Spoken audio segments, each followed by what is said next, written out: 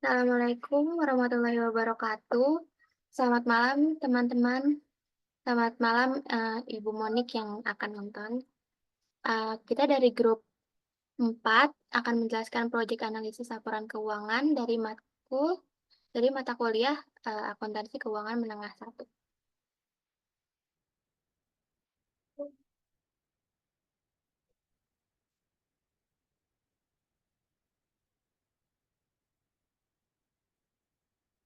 Di sini kita akan mempresentasikan pengaruh metode pencatatan inventory terhadap income statement dari PT Indofood Sukses Makmur.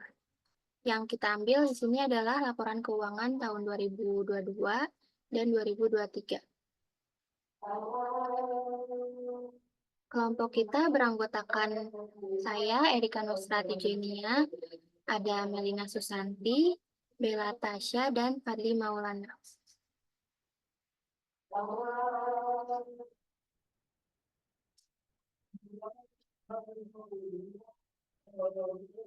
Baik, terima kasih ya Kak. Bisa dilihat di sini, kita bisa melihat ada profil singkat dari perusahaan.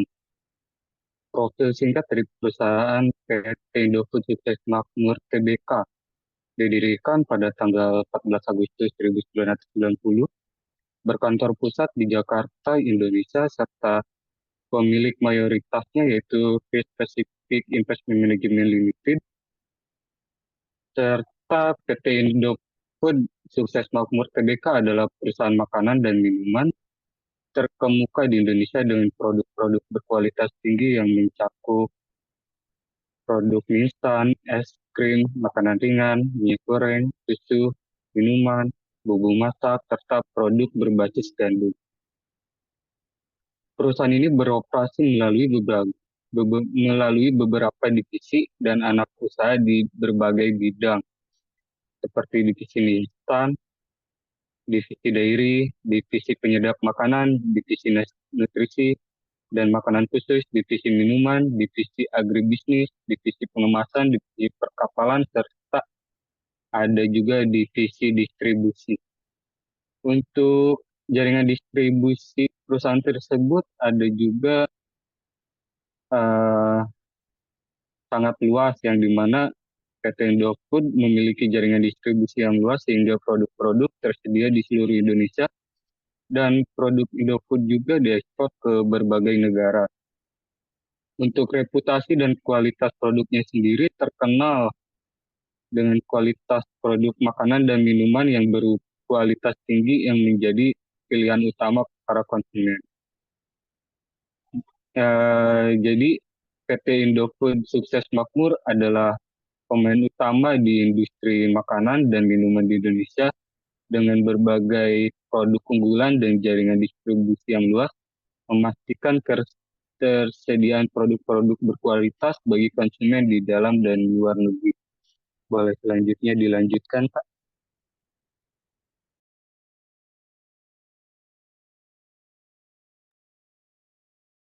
Selanjutnya kami akan menyampaikan analisis laporan keuangan PT Indofood untuk tahun 2022 dan 2023 dengan mengidentifikasi inventory.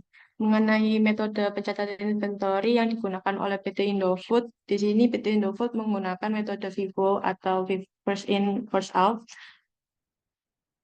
untuk pencatatan inventory mereka. Di sini kami memiliki kemungkinan alasan mengapa PT ini menggunakan metode FIFO perpetual. Yang pertama, industri makanan dan minuman. Metode FIFO memastikan barang yang lebih tua dijual terlebih dahulu, menghindari kerugian. Lalu yang kedua, harga pokok penjualan atau COGS. Dalam kondisi harga bahan baku yang meningkat, FIFO menghasilkan COGS yang lebih rendah dan meningkatkan margin laba. Lalu yang ketiga, praktik standar. FIFO adalah metode yang umum digunakan oleh perusahaan besar di dunia, termasuk Indonesia. Hal ini memudahkan perbandingan kinerja keuangan perusahaan lain dalam industri yang sama. Selanjutnya kita akan melihat data inventory PT Indofood untuk tahun 2022 dan 2023. Pada tahun 2022, nilai inventory PT Indofood tercatat sebesar 16,51 triliun. Kemudian di 2023 nilai inventory ini turun menjadi 15,21 triliun. Terdapat penurunan nilai persediaan sebesar 1,30 triliun dari tahun 2022 dan 2023. Penurunan ini menunjukkan kemungkinan adanya pengurangan produksi atau peningkatan penjualan. Lalu next. Untuk dampak FIFO sendiri, FIFO perpetual terhadap income statement di PT Indofood, seperti yang sudah kita pelajari sebelumnya di kelas Bu Monik, pasti kita melihat kalau FIFO perpetual atau FIFO periodik itu selalu mendapatkan COGS yang lebih aktual, yang lebih sesuai sama realitanya, dan udah pasti lebih kecil daripada average perpetual atau average periodik. Di sini ada angkanya di harga pokok penjualan atau COGS di 2022 itu ada sebesar 76,85 triliun, dan COGS-nya menurun di tahun 2023 menjadi 75,65 triliun. Di sini terdapat penurunan sebesar 1,5%. Di sini juga di notes-nya di halaman 149 diterangkan bahwa COGS sendiri menurun karena perusahaan melakukan swasembada terhadap pohon atau minyak kelapa sawit ya, yang menjadi salah satu biaya terbesar dalam COGS ini. Jadi bisa dilihat penurunannya lumayan signifikan, yaitu sebesar 1,5%. Yang juga berpengaruh pada laba kotor. Di sini di 2022 laba kotornya sebesar 33,97 triliun. Sedangkan di 2022 tadi 33,97 triliun. Sedangkan di 2023 sebesar 36,005 triliun, yang meningkat sebesar 6,11%. Kenapa laba kotor ini meningkat? Karena COGS-nya itu berkurang sekali karena FIFO perpetual dan peningkatan swasembada yang dilakukan oleh PT Indofood. Jadi karena harganya standar, harganya sama aja, cuman karena COGS-nya diperkuat lagi cara mengeluarkan cost-nya, jadi laba kotornya menjadi lebih naik signifikan sebesar 6,11%. Next.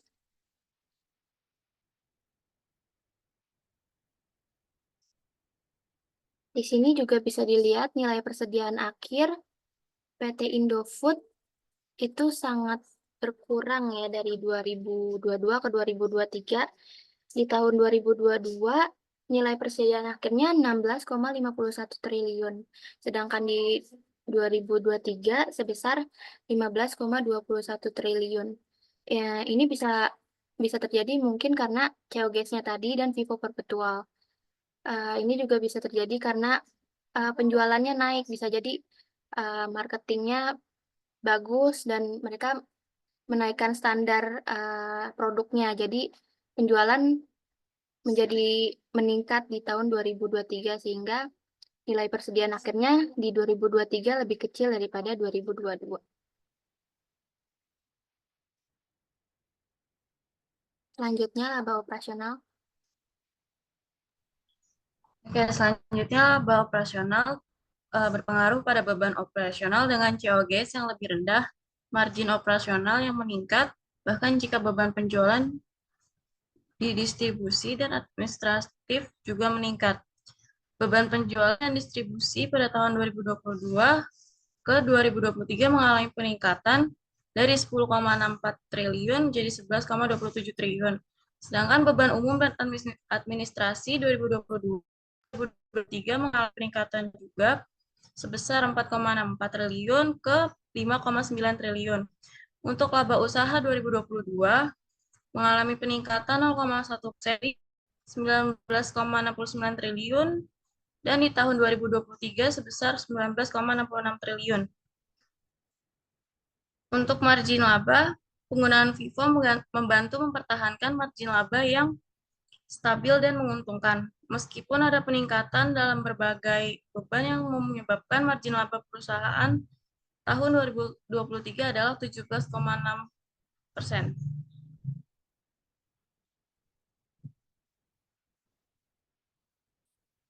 Enggak. Oke. Baik, selanjutnya ada core profit dan laba bersih.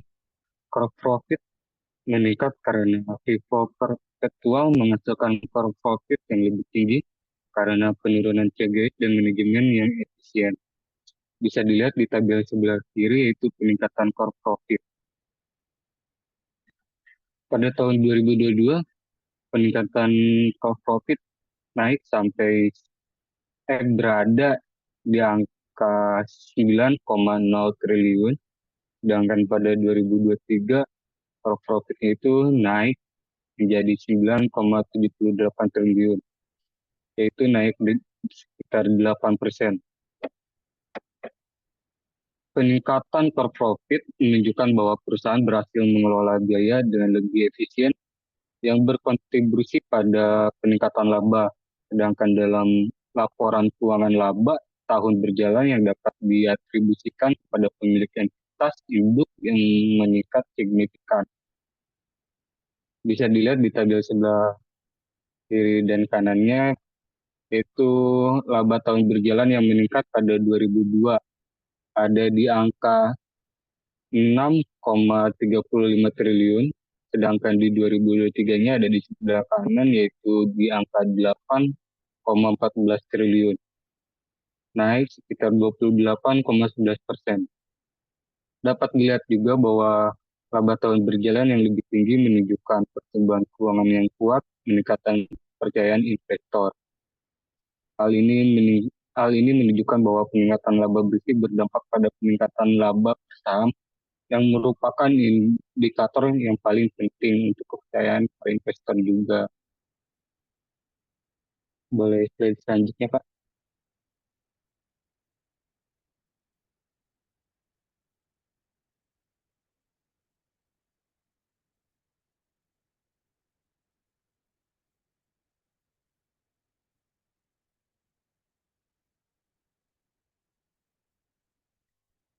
Laba per saham pada tahun 2024, laba per sahamnya itu ada di angka Rp724, sedangkan pada 2023 ada di angka Rp928. Hal ini menunjukkan bahwa laba per saham adalah indikator paling penting juga bagi investor untuk menilai kinerja dan potensi investasi, dan laba per saham yang meningkat membuat saham perusahaan menjadi lebih menarik bagi investor potensial sehingga dapat menarik lebih banyak investor yang menanamkan sahamnya di perusahaan tersebut. Boleh dilanjut untuk slide-nya.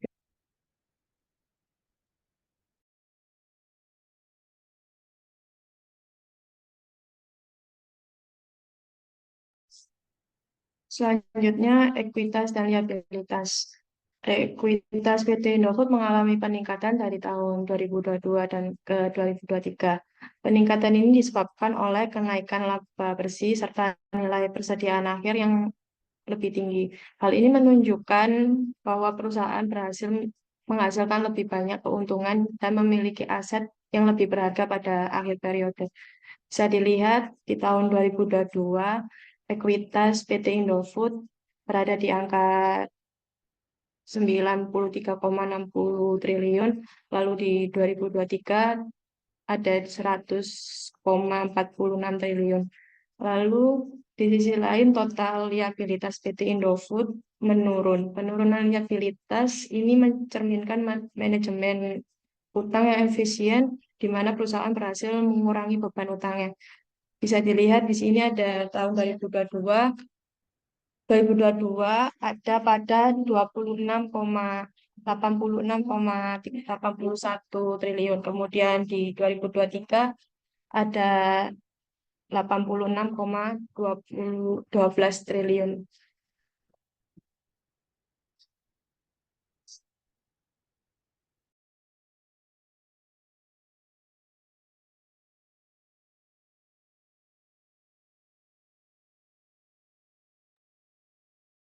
Kemudian aset dan likuiditas.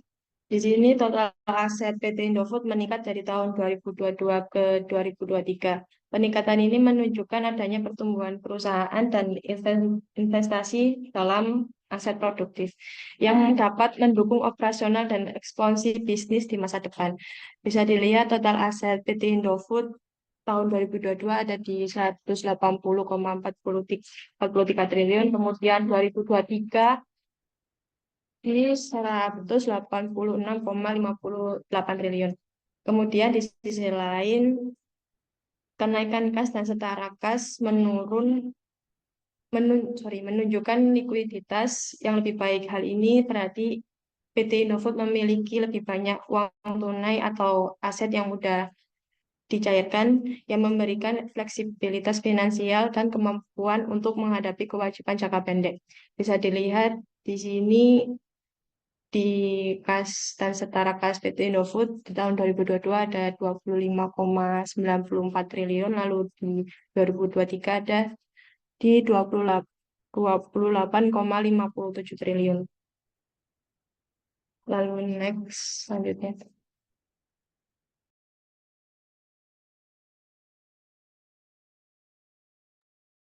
Di sini kelompok kami menarik kesimpulan bahwa metode FIFO perpetual memiliki dampak positif yang signifikan terhadap income statement di PT Indofood Sukses Makmur.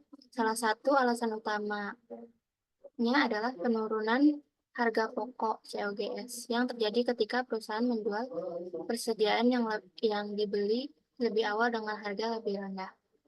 Dengan konteks inflasi, jadi dalam inflasi ini bisa mengurangi COGS itu sendiri. Pada tahun 2023, PT Indofood Sukses Makmur mencatat penurunan COGS sebesar 1,5% dari 76,85 triliun menjadi 75,65 triliun. Penurunan ini juga didukung oleh upaya perusahaan dalam memperkuat swasembada yang memungkinkan kontrol yang lebih baik terhadap biaya produksi di tengah tekanan inflasi di Indonesia.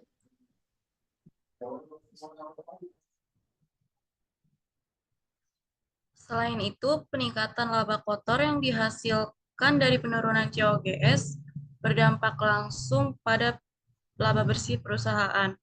Laba bruto meningkat sebesar 6,11% dari 33,97 triliun menjadi 36,5 triliun, yang kemudian mendorong kenaikan laba tahun berjalan yang dapat didistribusikan kepada pemilik entitas induk sebesar 28,11% dari 6,35 triliun menjadi 8,14 triliun. Kenaikan laba ini kuat posisi keuangan perusahaan secara keseluruhan seperti yang terlihat pada peningkatan ekuitas dari 93,62 triliun menjadi 100,46 triliun dan peningkatan aset dari 180,43 triliun menjadi 186,58 triliun. Penerapan metode FIFO juga membantu menjaga nilai persediaan akhir yang lebih rendah karena mengurangi risiko kadaluarsa persediaan yang berkontribusi pada penguatan neraca keuangan perusahaan. Likuiditas perusahaan juga mengalami perbaikan dengan meningkatkan kas dan setara kas dari 25,94 triliun menjadi 28,57 triliun. Semua faktor ini menunjukkan bahwa metode FIFO perpetual tidak hanya mendukung stabilitas dan pertumbuhan laba, tetapi juga memperkuat posisi perusahaan menghadapi tantangan ekonomi. Sekian presentasi dari kelompok 4, kurang lebihnya mohon maaf. Assalamualaikum warahmatullahi wabarakatuh. Waalaikumsalam warahmatullahi wabarakatuh. Terima kasih semuanya. Terima kasih.